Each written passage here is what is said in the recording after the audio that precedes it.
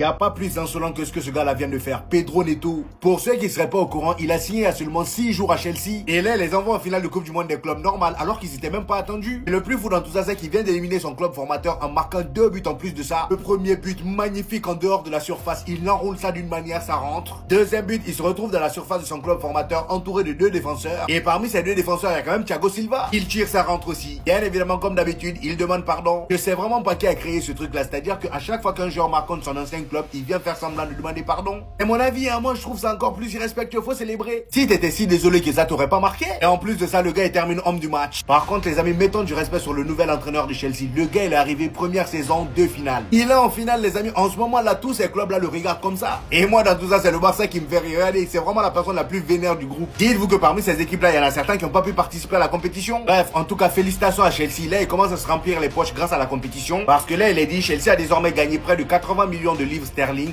grâce à ses performances lors de la Coupe du Monde des clubs de la FIFA. Excellent travail d'Enzo Maresca. Enzo Maresca, c'est l'entraîneur. Maintenant, reste à savoir contre qui ils vont jouer demain, soit le Paris Saint-Germain ou le Real Madrid. Des débuts tonitruants. Des débuts affolants. Des débuts sonnants. Acheté il y a une semaine pour 63 millions d'euros à Brighton, Joao Pedro, l'attaquant brésilien, a rejoint Chelsea pendant cette Coupe du Monde des clubs. Il est rentré en quart de finale et on lui a donné sa chance en demi-finale en tant que titulaire ce soir. Il jouait face à son club formateur de Fluminense et ses débuts sont littéralement affolants. Avec ce premier but à la 18e minute, regardez ce but exceptionnel qu'il vient marquer, cette frappe enroulée pied droit qui va se loger dans la lucarne opposée. Et en tant que joueur formé à Fluminense, il n'a naturellement pas célébré. Ensuite, il vient inscrire un deuxième but. Incroyable aussi parce qu'il y a 3 joueurs de Chelsea qui sont seuls. Et si jamais il rate cette frappe, évidemment, il se fait engueuler. Mais non, ça montre aussi les cojones du garçon. Il y va et il lâche une frappasse exceptionnelle qui fait barre transversale en rentrante. Encore une fois, il s'excuse. Ça témoigne évidemment de tout le respect qu'il a pour son club formateur. Mais franchement, on ne pouvait pas rêver mieux comme meilleur début pour Joao Pedro avec Chelsea. Il a été énorme, il a été exceptionnel. Et je pense que pour des débuts comme ça, Nicolas Jackson et Liam Delap, tout juste arrivés cet été, ont sûrement du souci à se faire pour leur place. Mais il va plus jamais jouer. Comment vous avez donné le numéro 9 à cet homme quand vous avez joué au Pedro? Regardez juste la réaction de Pedro Neto après son premier but. Il récupère le ballon, entrée de surface, il éteint, enroulé pleine lucarne. Et comme c'est un bon garçon bien éduqué, qu'il est passé par Fluminense, il s'excuse. Toujours. Mais pourquoi il s'excuse 2 fois? Parce qu'après son premier but, il a cassé la cage. Joao Pedro, il a éteint. Pendant ce temps-là, Nicolas Jackson qui rentre et qui commence à taper sur le système de Cole Palmer parce que vous le voyez, il est juste ici, il a le ballon et il a décidé de tirer petit filet extérieur. Frappe ratée. Et Cole Palmer, il n'a pas apprécié. Il n'a pas apprécié. Comment vous dire que lui, il va commencer à parler l'arabe plus vite que prévu? Que lui, il va se tirer le banc plus vite que prévu. Parce que oui, je suis totalement un bandeur de Joao Pedro. C'est le football qui me parle. Vous savez ce qui différencie les footballeurs entre eux? Il n'y a pas que le talent. Il y a ce qui se passe là-dedans. L'intelligence, le QI foot, la manière de se positionner sur un terrain, de faire la passe au bon moment, de tirer au bon moment, de dribbler au bon moment. Ce qu'il a dans les pieds, il est déjà au-dessus de tous ses concurrents à Chelsea. Mais dans sa tête.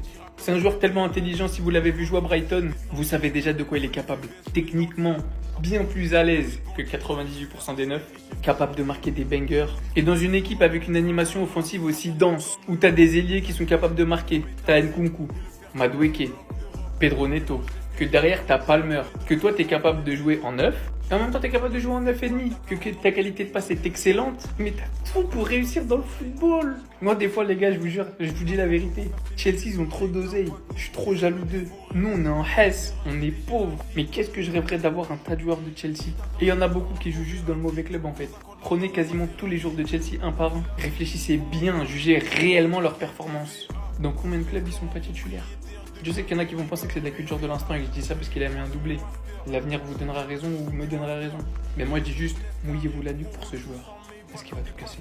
Il avait tort. On a tous vu ce que Nicolas Jackson il a fait. Il en est venu jusqu'à taper le poteau violemment par frustration. Pour ceux qui sont pas au courant, Nicolas Jackson, alors qu'il venait de récupérer le ballon, en pleine surface, choisit l'option de tirer. Alors que Cole Palmer est juste à ses côtés libre. Et en vrai, quand on observe bien, il y avait vraiment le temps et l'espace pour lui accorder cette passe. Mais il a tiré et il a raté. Maintenant, ce qu'il faut retenir dans tout ça, c'est le contexte qui est très important. Parce que je vois qu'il y a beaucoup de personnes qui vont s'en prendre à lui. Nicolas Jackson, c'est un attaquant. Et en l'occurrence, dans cette compétition, il a à peine joué un match. Ça avait mal commencé pour lui, il avait écopé d'un carton rouge lors du premier match. Ce qu'il a fait, c'est ce que n'importe quel attaquant, et sans exception, aurait fait en cas où il cherchera à marquer son premier but de la compétition. Surtout avec son équipe qui mène 2-0, une belle avance qui n'est pas prête aussitôt de se faire rattraper. J'aime beaucoup Cole Palmer et probablement ça aurait été but. Mais je trouve sa réaction plus qu'excessive qu'autre chose. Que ça a été plus humiliant qu'autre chose. Parce que si vous voyez comment il s'est énervé, à croire qu'il te doit je sais pas quoi, n'oublions pas s'il vous plaît, quel joueur a quelle vocation à la base. Que c'est lui qui est quand même principalement censé chercher le but et qu'en plus de ça, ça n'a pas été fait dans des conditions amatrices.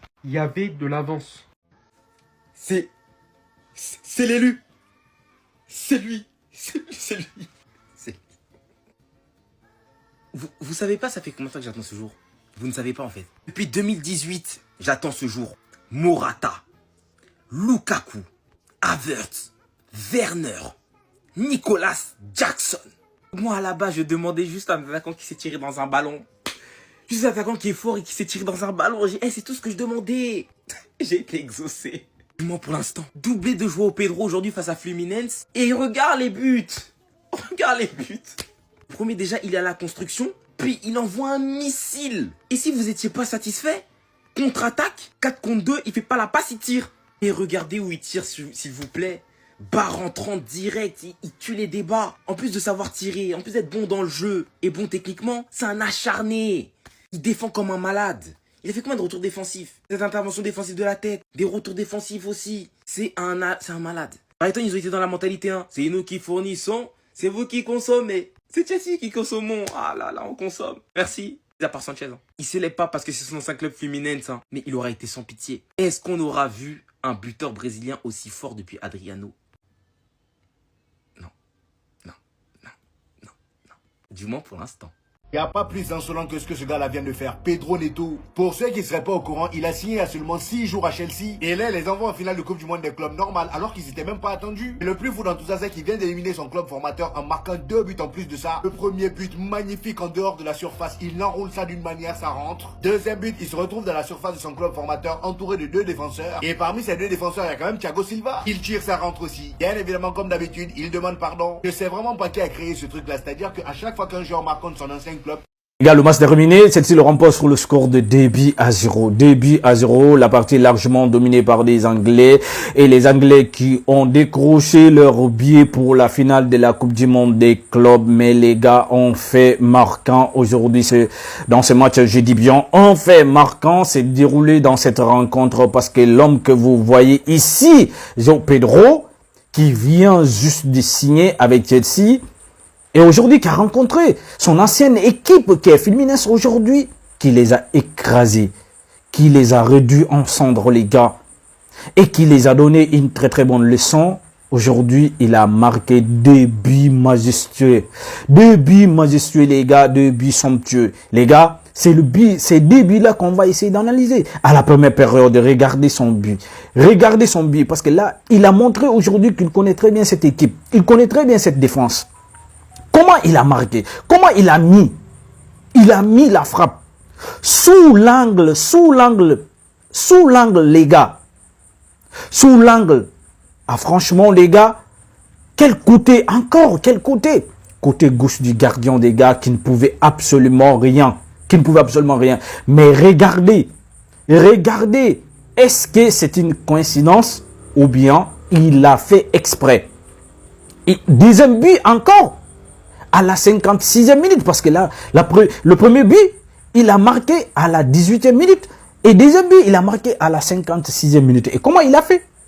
Même angle encore, le côté gauche du gardien, les gars. Côté gauche du gardien. C'est à vous de me dire, est-ce que c'est une simple coïncidence?